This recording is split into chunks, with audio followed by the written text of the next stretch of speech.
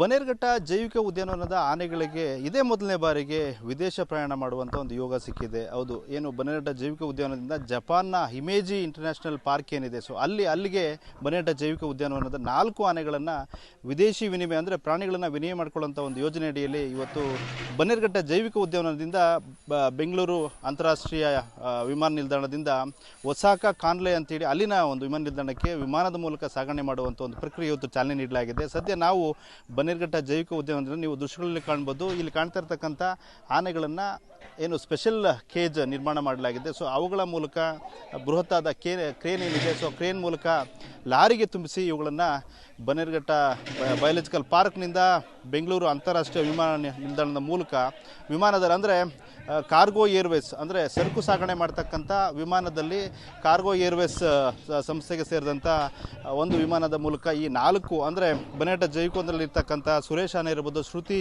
ಗೌರಿ ಮತ್ತು ತುಳಸಿ 4 ಆನೆಗಳನ್ನು ಇವತ್ತು ಇಲ್ಲಿಂದ ಬನ್ನೇರುಘಟ್ಟ ಜೈವಿಕ ಉದ್ಯಾನದಿಂದ ಲಾರಿಗಳ ಮೂಲಕ ಬೆಂಗಳೂರು ಅಂತಾರಾಷ್ಟ್ರೀಯ ವಿಮಾನ ನಿಲ್ದಾಣಕ್ಕೆ ಸಾಗಣೆ ಮಾಡಲಾಗ್ತದೆ. ಅಲ್ಲಿಂದ ಒಸಾಕಾ ಕಾನ್ಲೆ ಇರ್ತಕ್ಕಂಥ ವಿಮಾನ ನಿಲ್ದಾಣಕ್ಕೆ ಕರೆದುಕೊಂಡು ಹೋಗ್ಲಾಗ್ತದೆ. ಸುಮಾರು 8 ತಾಸು ಈ ಒಂದು ಪ್ರಯಾಣ ಇರ್ತದೆ. ಈಗಾಗಲೇ ನೀವು ದೃಶ್ಯಗಳಲ್ಲಿ ಕಾಣ್ಬೋದು, ಆ ವಿಶೇಷ ಕೇಜ್ ಏನಿದೆ, ಆನೆಗಳನ್ನು ಸಾಗಣೆ ಮಾಡಲಿಕ್ಕೆ ಏನು ನಿರ್ಮಾಣ ಮಾಡಿರ್ತಕ್ಕಂಥ ವಿಶೇಷ ಕೇಜ್ಗಳಲ್ಲಿ ಈಗ ಸದ್ಯ ಶ್ರುತಿ ಮತ್ತು ತುಳಸಿಯನ್ನು ಈಗ ಲೋಡ್ ಮಾಡಲಿರ್ತಕ್ಕಂಥದ್ದು. ಯಾಕೆ ಅಂತ ಹೇಳಿದ್ರೆ ಅದಕ್ಕೆ ಎಲ್ಲ ರೀತಿಯ ಒಂದು ಸೌಲಭ್ಯವನ್ನು ಮಾಡಿಕೊಡೋ ದೃಷ್ಟಿಯಿಂದ ಕಳೆದ 6 ತಿಂಗಳಿಂದ ಈ ಒಂದು ಕೇಜ್ನಲ್ಲಿ ಆನೆಗಳನ್ನು ಪಳಗಿಸಲಾಗಿದೆ, ತರಬೇತಿ ನೀಡಲಾಗಿದೆ. ಸೊ ಹಾಗಾಗಿ ಏನಂತಂದರೆ ಆನೆಯನ್ನು ಸುಮಾರು 20 ತಾಸುಗಳ ಕಾಲ ಈ ಒಂದು ಸಾಗಣೆ ಸಮಯ ಇರ್ತದೆ. ಈ ಒಂದು ಸಂದರ್ಭದಲ್ಲಿ ಆನೆಗಳಿಗೆ ಯಾವುದೇ ರೀತಿ ತೊಂದರೆ ಆಗಬಾರ್ದು ಅಂತೇಳಿ ಕಳೆದ 6 ತಿಂಗಳಿಂದ 4 ಆನೆಗಳಿಗೆ ತರಬೇತಿಯನ್ನು ನೀಡಲಾಗಿತ್ತು. ಸೊ ಈಗ ನೀವು ದೃಶ್ಯಗಳಲ್ಲಿ ಕಾಣ್ಬೋದು, ಇದು ವಿಶೇಷವಾದ ಕೇಜು.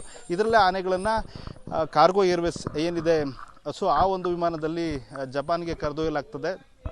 ಜೊತೆಗೆ ಇಲ್ಲಿಂದ 4 ಜನ ಮಾವುತರು ಇರ್ಬೋದು ಮತ್ತು 2 ಪಶುವೈದ್ಯಕೀಯ ಅಧಿಕಾರಿಗಳ ಜೊತೆಗೆ ಒಬ್ಬ ಜೀವಶಾಸ್ತ್ರ ತಜ್ಞೆಯನ್ನು ಕೂಡ ಕಳಿಸ್ಕೊಡ್ಲಾಗ್ತದೆ. ಯಾಕೆಂತ ಹೇಳಿದ್ರೆ ಇಲ್ಲಿಂದ ಹೋದಂಥ ಆನೆಗಳು ಅಲ್ಲಿನ ವಾತಾವರಣಕ್ಕೆ ಒಗ್ಗಿಕೊಳ್ಳೋ ದೃಷ್ಟಿಯಿಂದ 4 ಜನ, ಪ್ರಮುಖವಾಗಿ 2 ವೈದ್ಯಾಧಿಕಾರಿಗಳು, 4 ಜನ ಪ್ರಾಣಿ ಪಾಲಕರು ಜೊತೆಗೆ ಒಬ್ಬ ಮೇಲ್ವಿಚಾರಕ ಸೇರಿದಂತೆ ಒಬ್ಬ ಜೀವಶಾಸ್ತ್ರಿಯನ್ನು ಅಲ್ಲಿಗೆ ಕಳಿಸ್ಕೊಡ್ಲಾಗ್ತಾ ಇದೆ. ಒಟ್ಟಾರೆಯಾಗಿ ಈ ಒಂದು ಕಾರ್ಯಾಚರಣೆಯನ್ನು ಏನು ಬನ್ನೇರುಘಟ್ಟ ಜೈವಿಕ ಉದ್ಯಾನವನದ ಇಡಿ ಆದಂಥ ಸೂರ್ಯಸೇನರವರು ನೋಡ್ಕೊಳ್ತಾ ಇದ್ದಿತ್ತು. ಯಾವುದೇ ರೀತಿ ಸಮಸ್ಯೆ ಆಗದ ರೀತಿಯಲ್ಲಿ ಈ ಒಂದು ಕಾರ್ಯಾಚರಣೆಯನ್ನು ನಡೆಸಿರುವಂಥದ್ದು. ಆದೂರು ಚಂದ್ರು, ನ್ಯೂಸ್ 18, ಆನೇಕಲ್.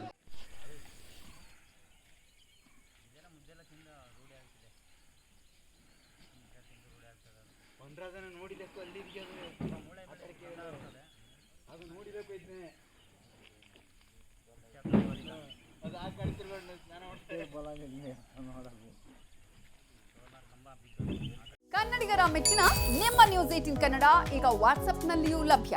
ಕರ್ನಾಟಕ ಮತ್ತು ದೇಶ ವಿದೇಶದ 360 ಡಿಗ್ರಿ ಸುದ್ದಿ ವಿವರವನ್ನ ನೀವು ನಿಮ್ಮ ಕೈ ಬೆರಳುಗಳಲ್ಲಿಯೇ ಪಡೆಯೋದಿಕ್ಕೆ ಈ QR ಕೋಡ್ ಅನ್ನು ಸ್ಕ್ಯಾನ್ ಮಾಡಿ. ನಮ್ಮ ಚಾನೆಲ್ ಅನ್ನು ಫಾಲೋ ಮಾಡಿ, ನೋಟಿಫಿಕೇಶನ್ ಆನ್ ಮಾಡಿ.